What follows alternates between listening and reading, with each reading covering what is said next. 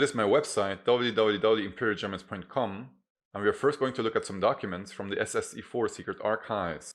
As you can see at the very beginning, you see the maps of the interior world of Agartha, or the Hollow Earth maps. These maps were actually found by the Russian Secret Service by the end of war in 1945 in Germany. We will now look at the schematics of the Andromeda device and the Haunebu saucer spacecraft. Here we can see a schematic of the Haunebu 1, and it says here in German, medium heavy armed flight gyro Haunebu 1, diameter 25 meters, propulsion tool tachyonator, steering controls, magnetic field impulsors, velocity 4,800 kph, arithmetically up to 17,000 possible, range in flight hours 18 hours. Furthermore, it says about the armaments and external armor of double Victalon, its complement or crew is 8 men, hovering capacity 8 minutes, and so on. And we can read here a remark, basic front availability not before the end of the year 1944. So the Imperial Germans already had these saucer-type spacecraft by the year of 1944. The remark says, the SSE4 regards construction plans on Haunebu 2 to make more sense than to work on both types at the same time.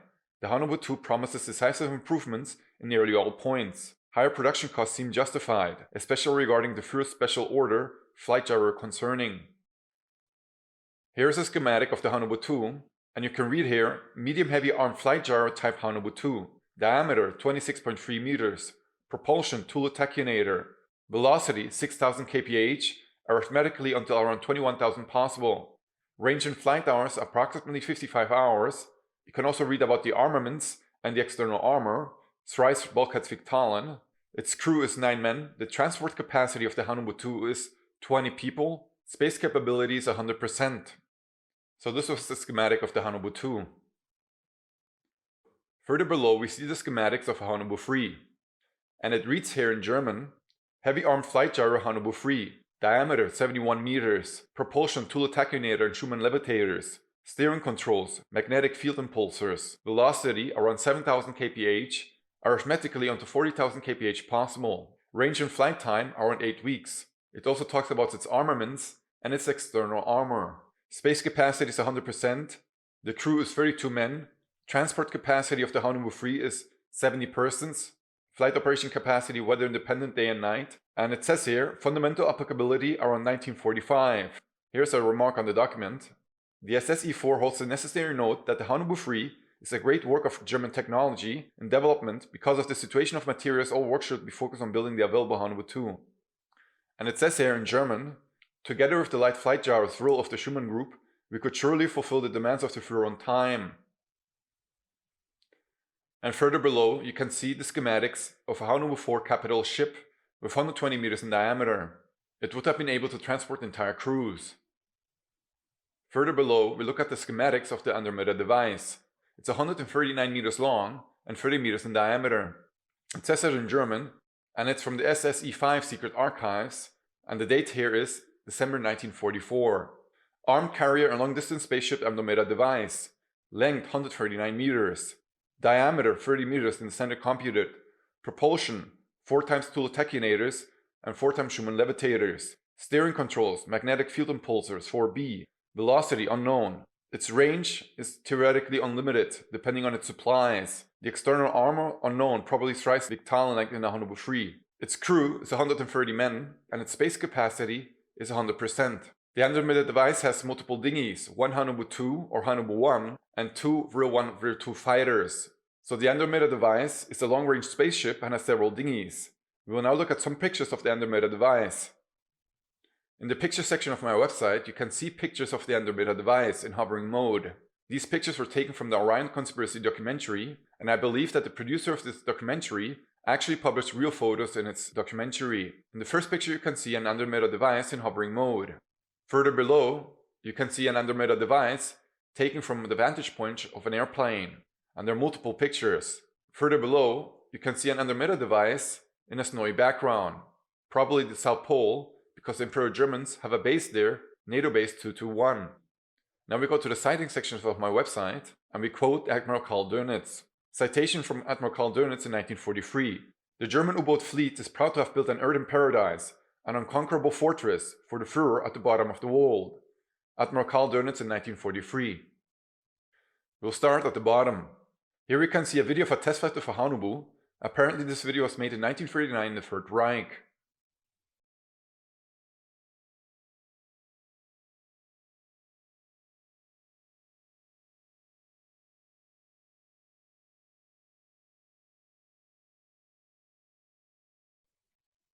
And we go to the next post.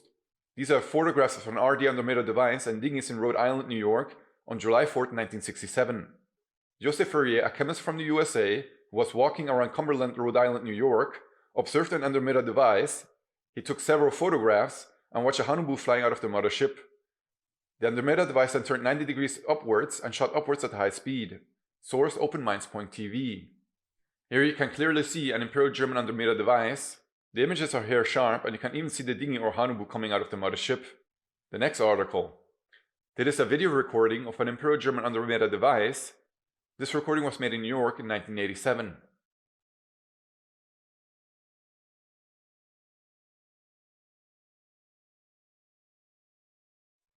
The next article. Two residents of Mineola, New York, have spotted a cigar-shaped UFO or Imperial German Andromeda device in New York. New York has a long history of cigar-shaped UFO sightings. The article states that there was virtually no cigar-shaped UFO before 1950. This correlates to the fact that the Imperial Germans did not have a large fleet in 1950. Nevertheless, the number of cigar-shaped UFO activities have increased dramatically from 2 sightings per decade, from 1950s to 1990s, to nearly a dozen sightings per year in the year 2009. Today, about 5% of all cylindrical UFO sightings are seen in the New York area.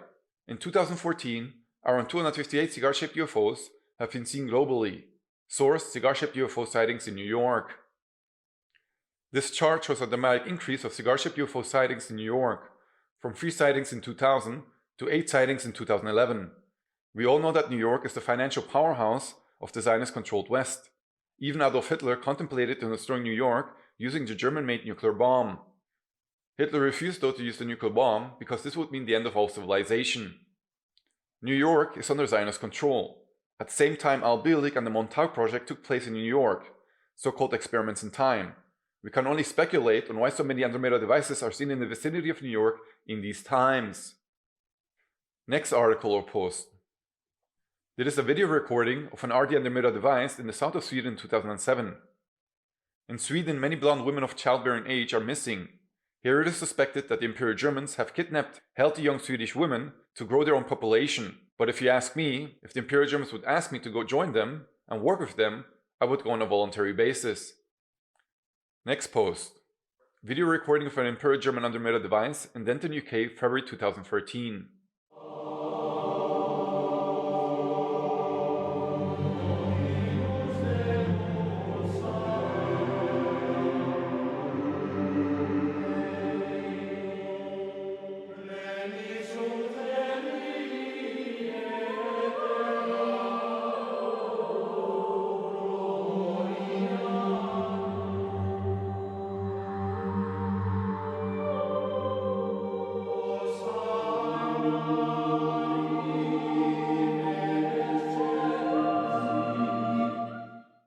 Next post.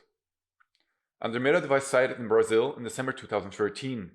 Andromeda device or cylindrical UFO has been spotted in Brazil. Brazil is a hotbed of cigar-shaped UFOs and conventional UFO flight gyros like the Haunebu 1, 2 and 3. There are many Imperial German bases in the jungles of Brazil. According to Jan Uderhaulis's book, also known as Jan van Helsing, there are caves in Brazil that lead to the inner earth of Agartha. Source: cylindrical UFO spotted in Brazil. ¡Qué lindo! Hola, mis amigos me visitando. The next sighting is from the Mars rover Curiosity on Mars. Date of the sighting is the 4th of May 2014. The Mars rover Curiosity took a whole series of pictures of flying cigar-like and Haunebu-like devices on Mars.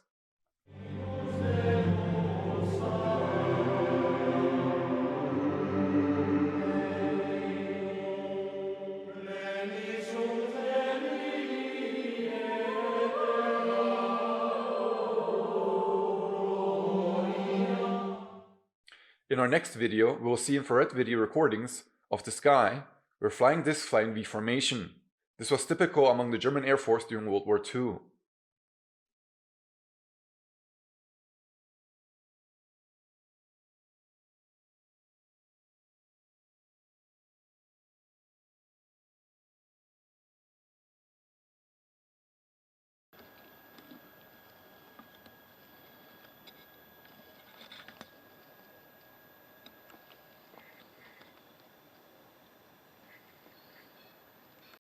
Finally, we want to look at the presentation of Randall Winters.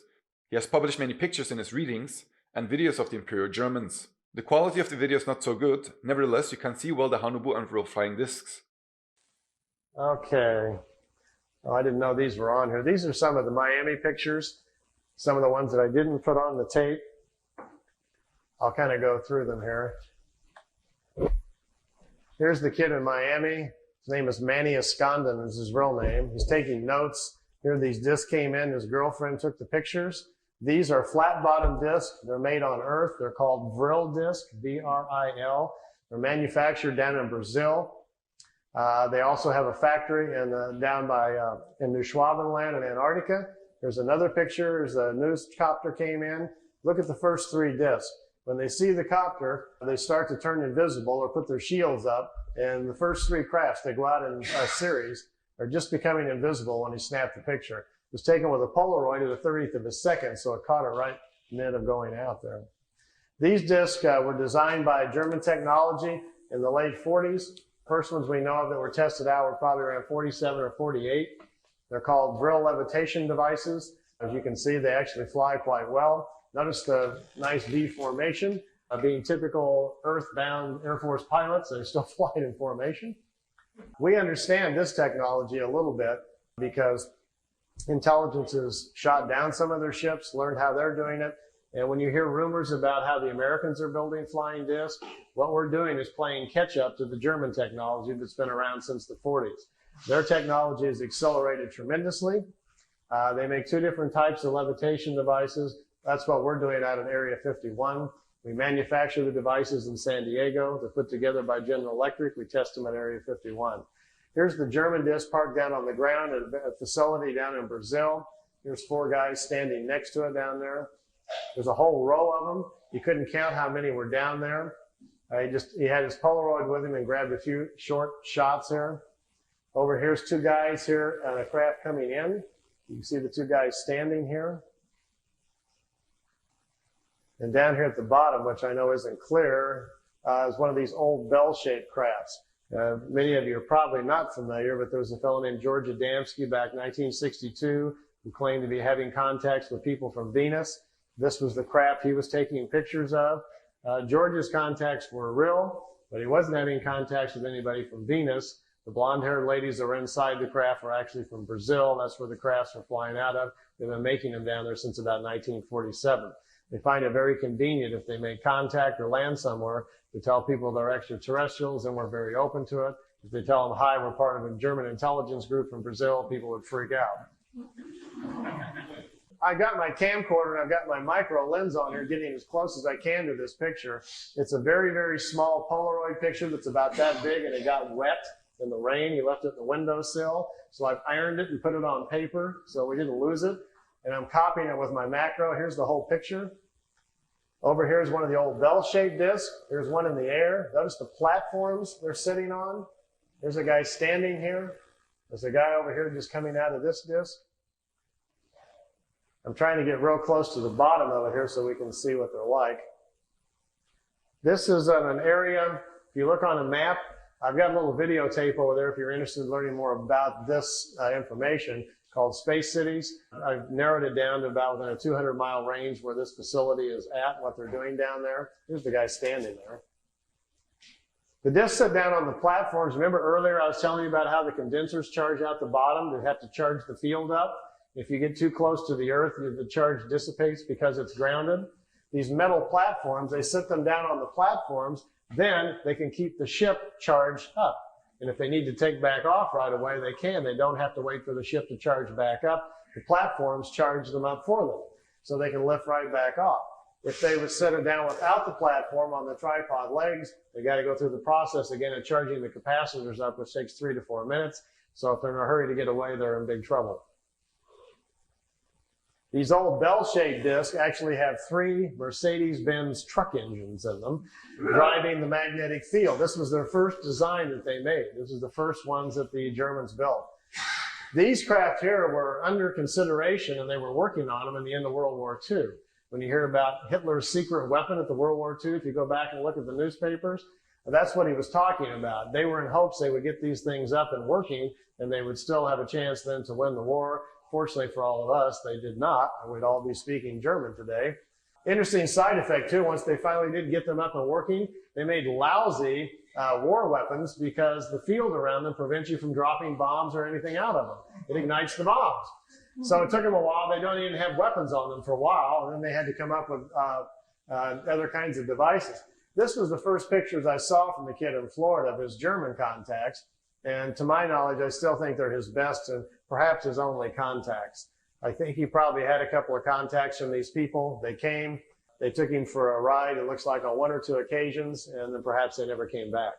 So we found this situation on several people around the planet. So it's not an uncommon situation. Randall Winters has quite a few videos on YouTube about the Imperial Germans, the Hollow Earth, and about the aliens. In one of the videos, he had apparently shown pictures of a dinosaur from the inner world of Agartha. Unfortunately, the pictures of the dinosaurs were not so sharp on the video, but you could clearly see the animal laying there. Unfortunately, the entire series of Randall Winters was censored on YouTube, as well as in the infrared footage of the flying disc, and in the pictures of Randall Winters, the flying disc flying V formation, which the German armed forces did often during World War II. I hope you found this video informative and entertaining. Don't forget to rate and subscribe and hit the bell button, and if you can make a small donation, the link is in the description. Many greetings from Meran in Germany, and cheers!